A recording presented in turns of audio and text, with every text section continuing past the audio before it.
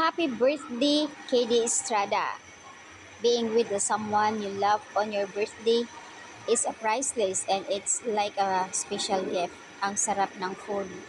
Ang sarap lang talaga mahalin ni Alexa Ilacad. Both naman, same lang sila. Lalo na si Alexa, napaka-sweet. Super caring din siya kay KD. Ika nga, pinagtagpo sila talaga na tadhana para sa isa't isa. Mahal nilang isa't isa, super. Since PBB pa lang, as in, andoon talagang witness yung paano nila i-handle ang sarili nila despite sa pambabash kay Alexa noon na andoon si Kiddy nakasupport na talagang siya mismo ang umaapila para sa bashers na wag silang ganon i-judge nila. Hindi naman sa kinakampihan, syempre, nakikita naman ni Kiddy kay Alexa yung talagang effort kung paano niya dalhin ang sarili niya, paano niya mahalin ang isang kiddie boy. Diba? Ang sarap lang sa pakiramdam. Kaya naman, sabi naman ni Alexa, ikaw yung best gift ever para sa akin.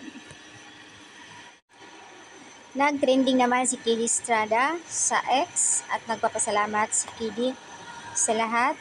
And I'd like to thank all of my friends, family, supporters, and everyone online for the greetings.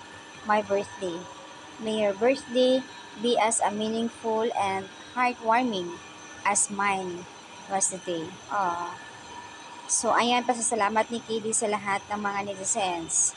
And if this isn't love, I don't know what is.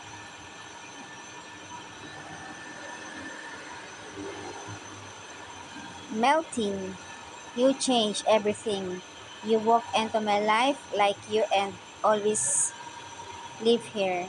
It is so easy for me to believe that God exists because you are proof of His goodness to me.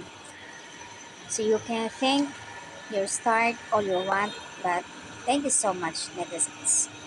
So ayan yung post ni Kiddy at dinugtungan naman ng Kapamilya Online World. Marami ang nagpaabot ng pagbati kay Kiddy Estrada sa Kapamilya Online, Star Magic, ABS-CBN. And also, Mother Lily, hindi makakalimutan ang kanyang favorite na si Kiddy Estrada.